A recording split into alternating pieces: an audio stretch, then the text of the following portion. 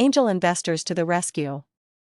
In the US alone, the average internal rate of return on investment funding from angel funding is 29%, assuming diversification and timeframes of 5 to 7 years. Although South Africa is still a few years behind the US and Europe, it probably has the most developed angel investor culture in Africa, with the total value of known local deals for startup striking about our 100 million over the past 10 years. This is according to Mike Liebes, founder of Angel Investment Network. The highest reflected growth of investment has been in the mobile app sector, with a boom reflected in the enterprises that create applications that help Africans make money and build community. Last year, a lone investment company, World of Avatar, its offices in Stellenbosch, made waves with its numerous investments in technology companies Arc Telecoms and the Daily Maverick. Other World of Avatar investments included a post-production company with close links to Vodacom and a small business in the mobile space.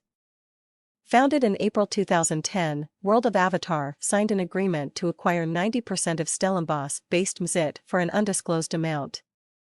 This was in September last year. Given such high returns in such a short timeframe and that large financing institutions are reluctant to back startup businesses, it's no wonder that there is an emerging trend of angel investment networks in South Africa, networks that provide funding for companies in the early stages of development that need our 1 million to our 10 million in seed capital.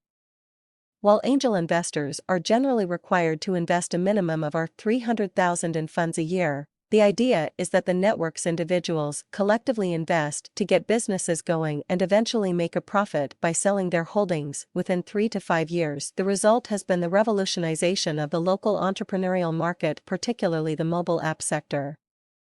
Mike Liebes, founder of Angel Investment Network, investmentnetwork.co.za, with 30,000 registered investors worldwide, has set a record with 2,000 registered angel investors on his South African network. At the start of 2010, his network, which was receiving around 150 monthly requests for angel investors, now has just about tripled that monthly figure. Angelbub, angelhub.co.za, founded in September last year by former Invenfin CEO Brett Kamale, has already clinched 15 angel investors. Currently, the network is on track to reaching its target of 30 and to concluding 3 deals in its first year. As more South Africans are attracted to the high returns of being angel investors, prospective investors are warned, however, to be prudent in choosing this portfolio as an investment model. They are cautioned that such investments over the short term are a high risk because there are businesses that will fail within a year or two. The mobile app sector is particularly vulnerable.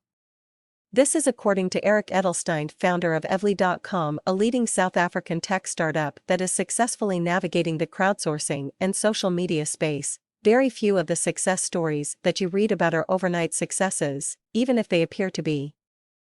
As an example, Rovio launched many games, none of which were that successful, before they became an overnight success with Angry Birds.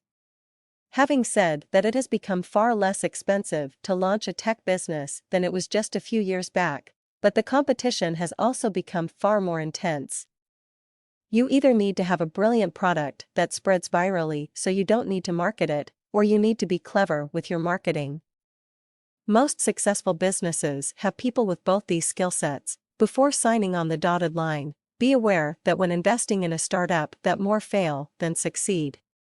It is also quite possible that your initial investment might not be sufficient to launch the company adequately and that you may have to inject more money than originally anticipated into the business to make it successful. If following serious consideration you, as a prospective angel investor, are prepared to help others reach great heights as part of a balanced investment portfolio, then make sure you've answered the following questions for yourself. What capital are you looking at? Investing? Angel investors generally invest between our 100,000 and our 250,000 at a time.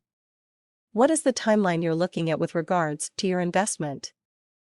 Are you investing for the long haul, earning dividends, or are you looking for a fast turnover on your investment and want the business you're investing in to sell within a few years? What is your attitude towards business growth? How risk-averse are you? What is your history with former similar investments? Will you bring anything else to the table other than funds? Mentorship, expertise, time, knowledge? Insist on hearing the prospective business owner's pitch on the business venture.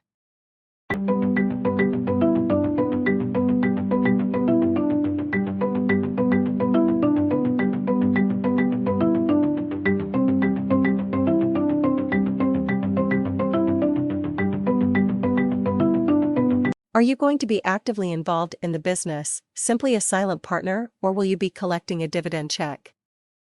It is set out how disagreements will be resolved, and who will make the ultimate call on what your voting rights will be. You can negotiate if necessary to invest capital with incremental monthly payments if this is your preferred type of investment. If you're unclear about something, ask questions, and feel free to add your suggestions to the business proposal. Take your time to make your decision. Be prepared to walk away from an opportunity if it doesn't feel right. There will be other opportunities. Once all of these issues have been discussed, commit your agreement to paper in a partnership or shareholders agreement. This will ensure there are no misunderstandings or unpleasant disagreements in future. Insist on having a proper reporting meeting once a month. Remember, to be an angel investor you will need to have a resilient mind frame, because as mentioned, there are businesses that will fail within a year or two, while successful businesses will take some time to yield returns. Nevertheless, while risky, the angel investment model is continuing to boom in South Africa, and the mobile app industry has become the new lucrative playground for the rich. Judging by the $100 million total value of known deals struck in SA in 10 years, the promise of hitting a jackpot return is worth both the wait it seems and its weight in gold.